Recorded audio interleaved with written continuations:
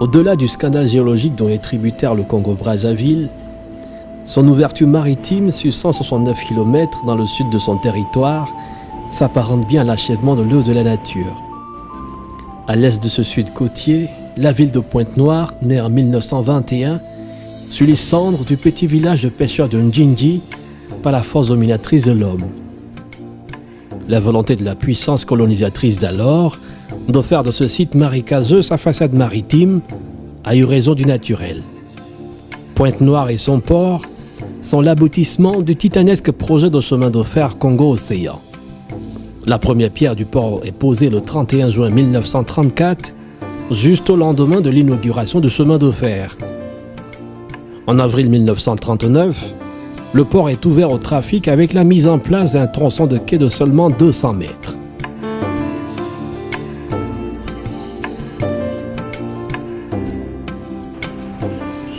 Le port a fait de Pointe-Noire la ville des peuples, ville cosmopolite, ville de force et de vie. Fleuron du développement congolais, Pointe-Noire concentre à elle seule l'activité industrielle du pays et 90% de son commerce extérieur. Le boom économique et démographique de Pointe-Noire sont le fait de sa forte production pétrolière, mais surtout de son port.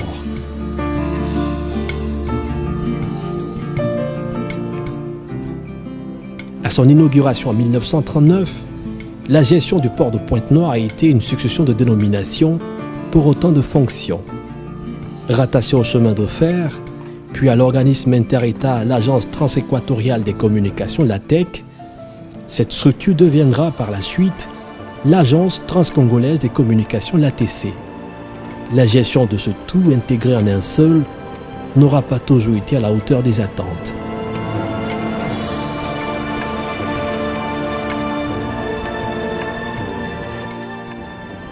Dans un contexte sous-régional fortement concurrentiel, il fallait dans l'urgence réhabiliter la vocation première du port de Pointe-Noire, celle d'être la porte d'entrée du bassin du Congo.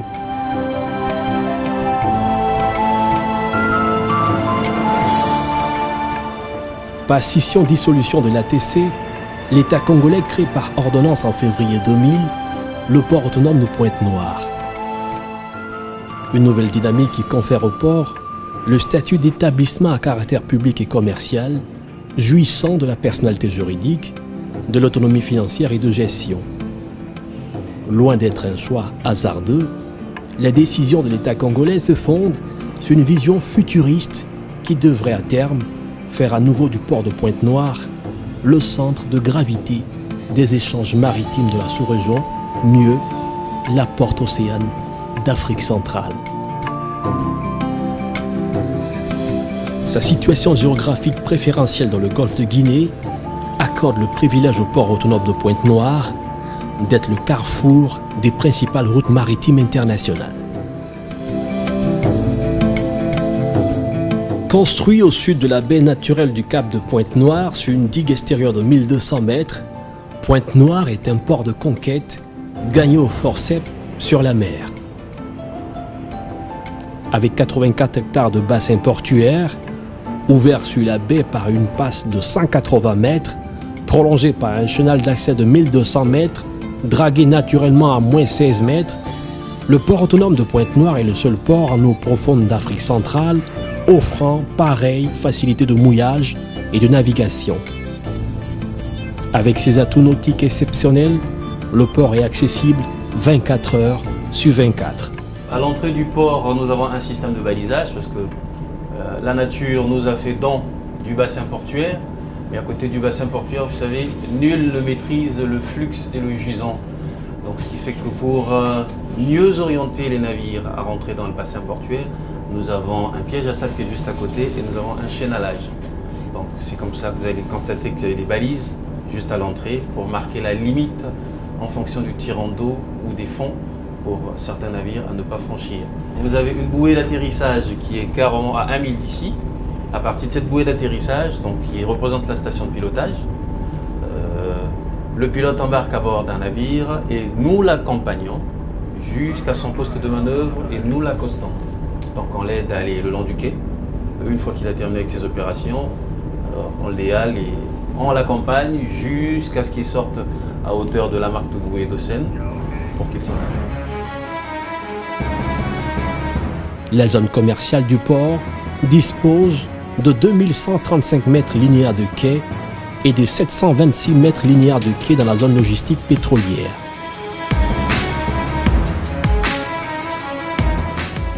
L'autonomisation du port de Pointe-Noire en 2000 a permis de passer de 20 000 containers à 574 000 containers EVP à la fin 2013.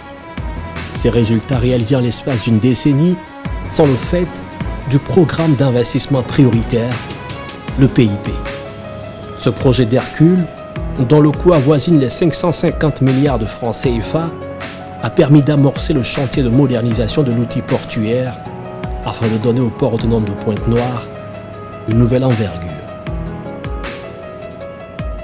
Quand on prend le port en l'an 2000, on se rend compte qu'il était complètement dégradé. Donc on a mis en place un programme d'investissement prioritaire pour réhabiliter le potentiel d'antan du port. Le programme d'investissement prioritaire qui s'est réalisé aussi, je l'ai dit, grâce à l'implication personnelle de son Excellence le Président de la République, c'est un programme d'investissement prioritaire qui était lié justement à la Nouvelle Espérance, c'était de relancer l'économie du Congo.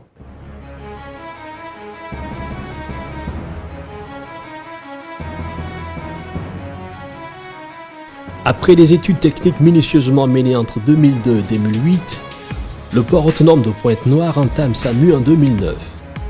Suite à un appel d'offres international, le groupe Bolloré Africa Logistique, partenaire privé, est commis à l'exécution du projet de modernisation du port, dont l'essentiel repose sur l'extension, le réaménagement du terminal à conteneurs et enfin son équipement.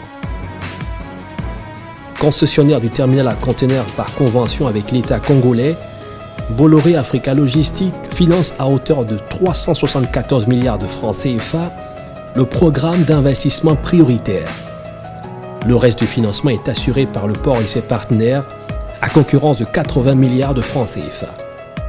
Le port a paraphé 3 conventions de prêt d'un coût de 40 milliards de francs CFA avec respectivement l'Agence française de développement, la Banque européenne d'investissement, la Banque de développement d'Afrique centrale. La participation sur fonds propres du port autonome de Pointe-Noire au PIP s'élève à 40 milliards de francs CFA. Ces investissements qui ont consisté à améliorer la qualité des postes d'accostage. Non seulement la qualité, mais il fallait approfondir les quais. Nous étions partis sur des quais qui avaient des profondeurs de 12 à 13 mètres. Aujourd'hui, ces quais nous offrent des profondeurs supérieures à 16 mètres. À l'époque, nous n'avions pas un terminal à conteneurs digne de ce nom. Mais après les travaux, nous avons un terminal équipé avec des engins les plus modernes, des engins qu'on trouve dans les ports les plus modernes.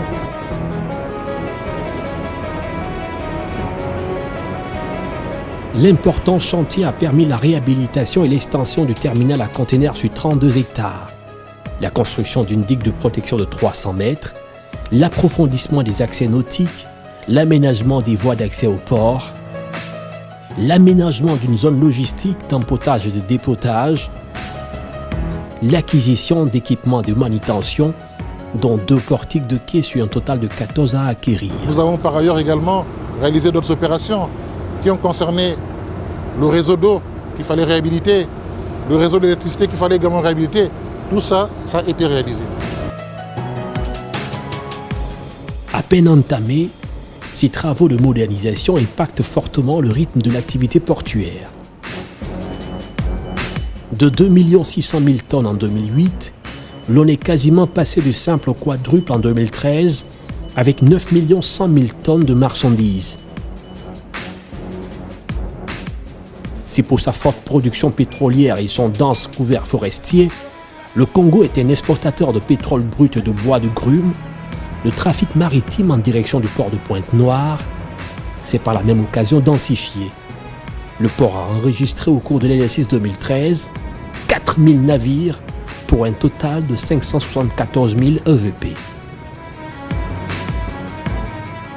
Les grands armements de lignes régulières, dont Maersk Line, Safe Marine, Asiatique, Delmas, Grimaldi, pour ne citer que cela, pouvant transporter les 7000 conteneurs en une seule fois, desservent le port autonome de Pointe-Noire. Cette qualité impose au port de proposer aux chargeurs des escales attractives avec les principaux secteurs géographiques mondiaux que sont l'Amérique, l'Europe, l'Asie et l'Afrique. L'objectif Pointe-Noire port de transit est en passe d'être réalisé. Le rêve longtemps gardé secret se matérialise, au grand bonheur des autorités portuaires. Ces progrès obtenus à pas de géant témoignent de sa forte capacité à absorber dans des délais très courts le grand volume de travail. De la direction générale, le centre de décision, en passant par la capitainerie, la direction commerciale, le principe de l'efficacité, de la célérité et de la synergie est la règle. En 10 ans de présence, Jean-Marie Agnelé a réussi à imposer sa vision managériale au port autonome de Pointe-Noire. Ça a été une démarche que je dirais scientifique, ça peut paraître prétentieux parce qu'il y a été un audit qui a été réellement fait. L'audit, un audit d'abord de réhabilitation des infrastructures, de renouvellement du personnel. Donc un audit qui touchait tous les aspects du fonctionnement du port. Premier port en eau profonde d'Afrique centrale, le port autonome de Pointe-Noire ne s'accorde aucun répit, ni dans le fonctionnement, ni dans l'innovation. La nuit tombée, la relève est automatique. Dans cette pénombre, le port garde la même cadence de mouvement et de rendement. Au nombre de ses atouts naturels, Pointe-Noire est l'un des rares ports d'Afrique qui résiste au temps. Son bassin portuaire est naturellement abrité en toute saison. La compétitivité d'un port ne saurait reposer uniquement sur la qualité de ses installations. Sa sécurité et sa sûreté restent le gage de confiance pour les armateurs.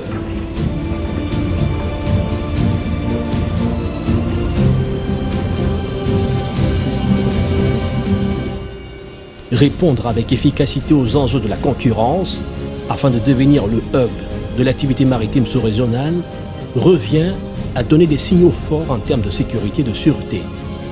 Ici encore, le port autonome de Pointe-Noire n'a pas fait mystère de son ambition. Guidé par le souci permanent de maintenir le cap de la modernisation, la direction du port entend mettre les bouchées doubles et ne lésiner sur aucun moyen pour mériter la confiance de ses partenaires.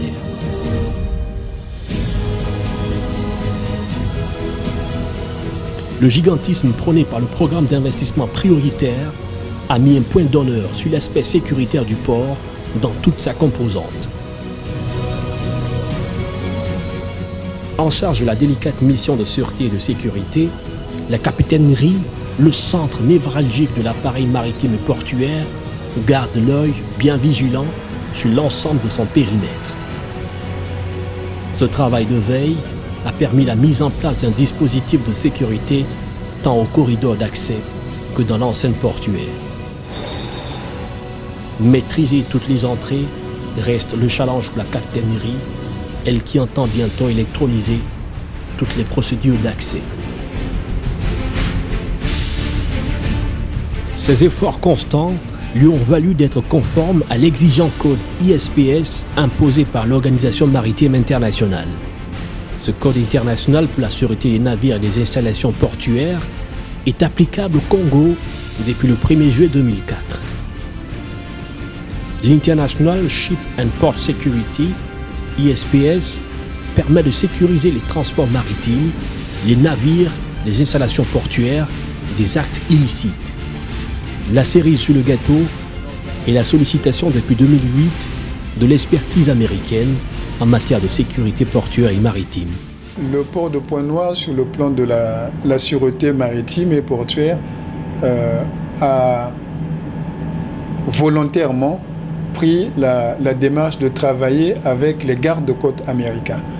Comme vous le savez, on ne peut pas avoir mieux comme accompagnateur en termes de sécurité maritime. Évalué tous les 2 ans, Pointe-Noire tire un gros avantage de sa collaboration avec les gardes-côtes américains. Les gardes-côtes américains, un système de déclassement où ils peuvent déclarer un port, comme on dit, peu sûr. À ce moment-là, avec toutes les conséquences néfastes sur le commerce, sur le transport maritime. Passé les moments de frayeur de 2009, où il a été mis en alerte, le port autonome de Pointe-Noire peut se satisfaire à ce jour de son niveau de sûreté. En octobre 2011, nous sommes sortis de l'alerte. Donc, considéré comme l'un des ports dans la sous-région les plus sûrs. Et cela a été confirmé en décembre 2013, lorsqu'ils sont revenus pour une revue formelle d'évaluation. Et donc, le port autonome de Pointe-Noire a les atouts de sûreté nécessaires et vous pouvez le constater. Lorsque vous sortirez, vous verrez qu'il y a plein de navires qui attendent au mouillage. Les opérateurs de production en haute mer peuvent compter sur la force de réaction de la capitainerie. Si jamais il y a un incendie, quelle que soit la station, qu'elle soit fixe ou mobile, si on a besoin du Leketi, par le canal 16, nous recevons un message de détresse qu'il y a un navire qui est en train de prendre feu. Nous pouvons partir parce que nous faisons 2400 m3 d'eau qu'on peut souffler, soit en jet battant, soit en jet diffusé. Donc nous avons 14 m3 de tank de mousse ici. Donc en cas de feu d'hydrocarbures, par exemple, dans un enclos ou sur un navire, au lieu de l'éjecter, on peut utiliser la mousse. Il est armé pour tout, pour affronter la mer, quelle que soit la zone géographique. La flotte de la capitainerie du port autonome de Pointe-Noire dispose d'une unité navigante composée de 4 remorqueurs, dont 2 de dernière génération, de 7 vedettes, dont 5 pour le pilotage, le contrôle du trafic et l'amanage, d'une vedette anti-pollution et d'une vedette de dragage permettant de surveiller les fonds marins.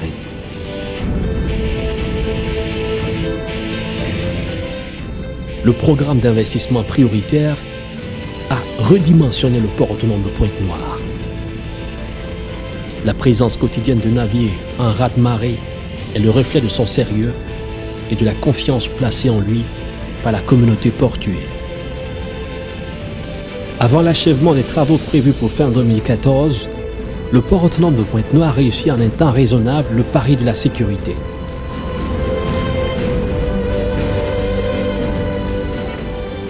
La vocation de ce port, c'est sa mission sous-régionale à travers son maître mot, Porte Océane d'Afrique centrale.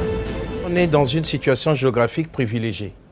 Donc on a la côte maritime au bord de l'Atlantique, on a un fleuve, le fleuve Congo, à 500 km de la côte, et le génie de l'homme a consisté à relier la mer au fleuve sur 500 km de réseau ferroviaire. Et là, on avait la possibilité de desservir un vaste hinterland de 2 millions de kilomètres carrés qui est aujourd'hui peuplé de plus de 100 millions d'habitants. Pointe-Noire doit servir de moteur d'entraînement de l'économie nationale et aussi être au service de toute la sous-région. C'est ça l'objectif d'un port. Nous devions faire de sorte aussi que le facteur transport coûte le moins cher dans notre sous-région d'Afrique centrale afin que le commerce se fasse au mieux des conditions et que les produits qui sortent de notre sous-région soient compétitifs.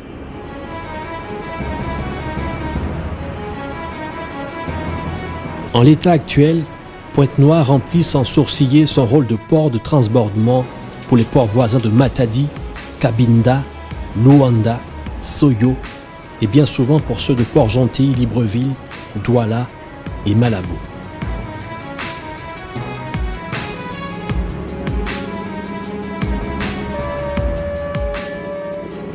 La scission observée en février 2000 n'a nullement entamé l'activité du train dans le port.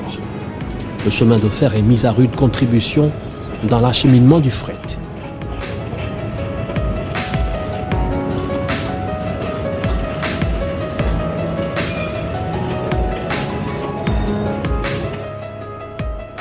Porte d'entrée du bassin du Congo, le port de Pointe-Noire a su la desserte d'un vaste hinterland dont la RDC, la République centrafricaine, l'Angola, le Tchad, le Sud Cameroun, le Rwanda et l'Ouganda grâce à un réseau routier de plus de 3000 km.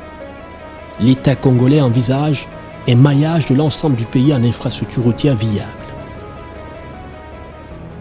quand une marchandise est débarquée au port de Pont-Noir, mais l'objectif, c'est pas que la marchandise reste au port de Pont-Noir. L'objectif, c'est de faire en sorte que cette marchandise arrive le plus rapidement possible au destinataire. Le destinataire qui est soit l'importateur, soit le chargeur. Mais pour que ça arrive dans les meilleurs délais auprès du destinataire, il faudrait qu'il y ait des routes. Et les routes sont en train de se construire. Et je pense que d'ici fin 2015, Pointe-Noire sera relié à Brazzaville. Et Brazzaville pourra être également relié aux autres capitales. Et ce qui fera que le port de Pont-Noir devrait jouer effectivement son rôle de port de transit, non seulement pour le Congo, mais également pour les pays de la sous-région. La modernisation en cours du port de Pointe-Noire a atteint son point de non-retour. L'État congolais en a fait un vrai sacerdoce à travers le chemin d'avenir, le projet de société du président Denis Sassou Nguesso.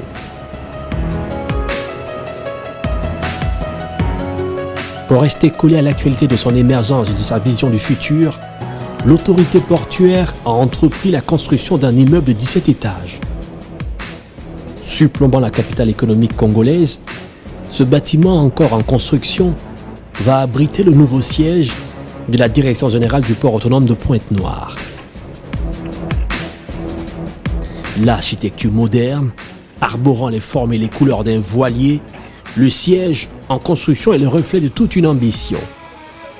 Composé d'une tour centrale et d'un centre des affaires maritimes, l'immeuble aura coûté à la Direction générale du port la bagatelle de 18 milliards de francs CFA. L'immeuble sera livré en 2016. Le programme d'investissement prioritaire a redimensionné le port autonome de Pointe-Noire. Enclavé il y a quelques années, nul n'aurait fait le pari qu'en l'espace de 10 ans, le port de Pointe-Noire aurait eu pareille allure. Ce bond qualitatif est à mettre à l'actif de son directeur général, Jean-Marie Agnelé, dont les qualités managériales ont séduit toute l'Afrique.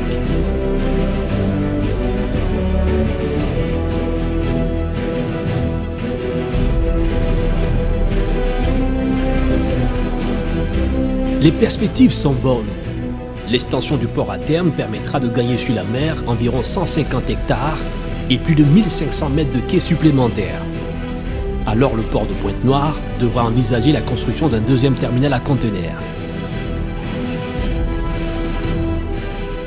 Sûr de son ascension, Pointe-Noire est en bonne voie pour être parmi les premiers ports d'Afrique à accueillir les navires de 18 000 équivalent 20 pieds.